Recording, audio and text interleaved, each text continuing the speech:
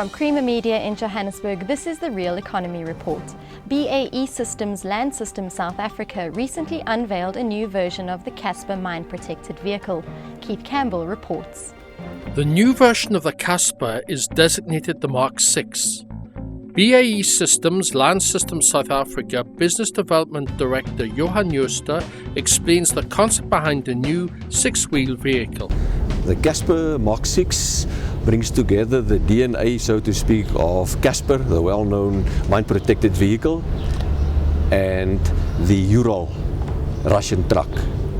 The aforementioned for its protection, the legendary protection levels, and the latter for cheapness, robustness and affordability. The vehicle seats 16 people plus a driver and co-driver, so it's virtually an armored bus, suitable for the safe transfer of personnel, security or military, in theatre or in hotspots, typically motorized infantry, but it can also be other personnel. The idea is not at all to be a reaction vehicle or a combat vehicle. The idea is the safe transit.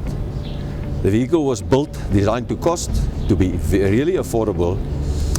It's cheap, but it's not inferior. The protection levels on the vehicle is remarkable. It's typically an emerging world market that we're targeting. Africa, although the brother vehicle to this one is marketed in India to the police and regional battalions. But in Africa, UN forces and other forces, motorized infantry, light infantry, security personnel. Other portions or parts of the world, also possible. It's commercial off the shelf, so the Ural was used as is. One can, within limits, also utilize other chassis, other commercial aggregates, if that is your installed base of preference in a specific country or region. Other news making headlines this week.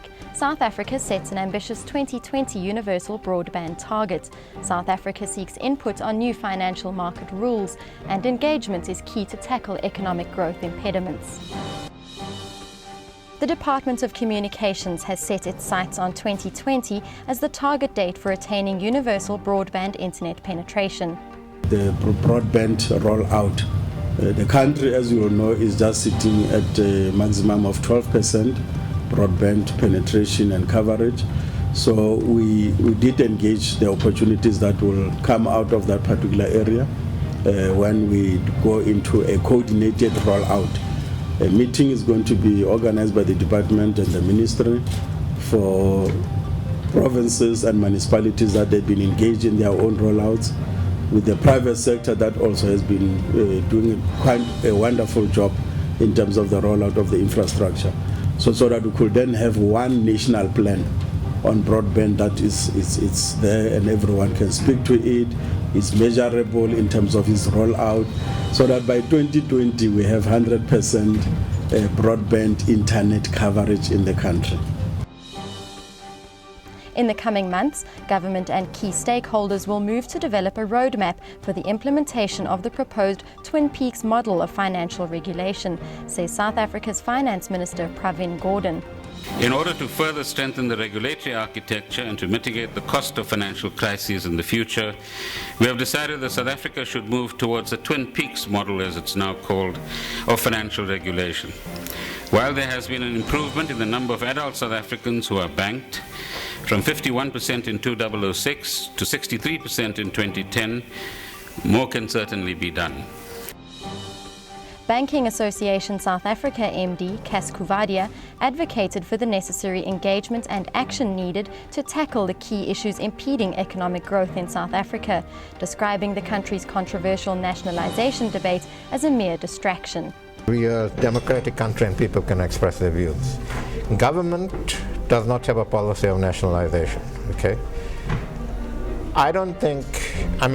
We're obviously interacting with government on this, but I would be extremely surprised if either the ANC or government has a change in policy towards nationalization. I think to a certain extent the nationalization issue is a distraction. We can provide clear evidence that it has been tried and failed in different parts of the world. What we need to tackle are the underlying issues that those calling for nationalization have been talking about. That's Creamer Media's Real Economy Report. Join us again next week for more news and insight into South Africa's real economy.